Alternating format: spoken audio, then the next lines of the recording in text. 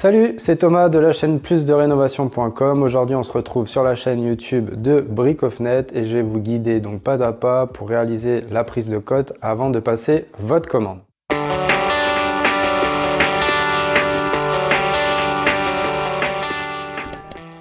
Toujours chez Brickofnet, vous serez rappelé par un conseiller après avoir passé votre commande. Si des fois vous avez commis une erreur à ce moment-là, vous pourrez la modifier. Le conseiller vous posera des questions pour être sûr que vous avez bien pris les cotes correctement ainsi que sélectionner les bons accessoires.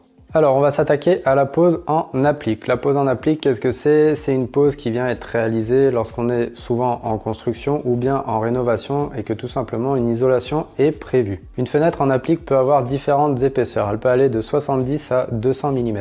Ce sont les tapés qui vont faire varier cette épaisseur en fonction de l'isolation, bien sûr. Et ces tapés sont à sélectionner lorsque vous allez configurer votre fenêtre dans les accessoires.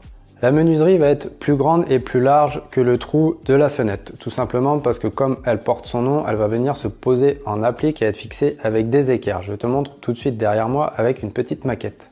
Donc voilà un petit morceau de fenêtre destiné à être posé en applique. Ici, on peut retrouver, alors j'espère que tu vois bien, on peut retrouver en fait le tapé.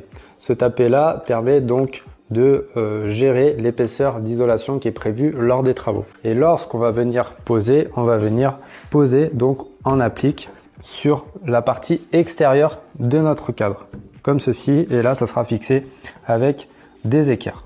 Voilà, maintenant je vais vous expliquer comment prendre les cotes. Sur un chantier neuf, c'est très simple. Il faut se référer donc au plan fourni par l'architecte ou bien par le constructeur. Il faut prendre les cotes tableau et sur ces cotes, il faut bien faire attention à ce que le crépi soit compris. Sur une rénovation, c'est très simple également. Il faut prendre 3 fois les cotes. Donc, c'est-à-dire qu'on va prendre une fois la cote en bas, une fois au milieu, une fois en haut sur la largeur et on va faire pareil sur la hauteur. Une fois à gauche, une fois au milieu, une fois à droite. Une fois les cotes prises, vous allez garder les plus petites. Si le crépi n'est pas réalisé, il faut déduire 3 cm sur la largeur et 1,5 cm sur la hauteur. Chose très importante également, il faudra bien connaître l'épaisseur de votre isolation entre la plaque de plâtre et le mur maçonné. Ça sera très important pour sélectionner donc vos tapés dans les accessoires. N'oubliez pas de prendre la hauteur de l'allège. La hauteur de l'allège, c'est quoi? C'est la hauteur qu'il y a entre le sol fini et le bas de la fenêtre. Donc c'est une cote qui vous sera demandée lors du point technique, tout simplement pour le placement de la poignée. Dans le cas où vous auriez un volet roulant en tunnel, il faudra bien le préciser au point technique. Pourquoi? Parce que la tapée la plus haute sera plus courte de manière à laisser passer le tablier du volet roulant.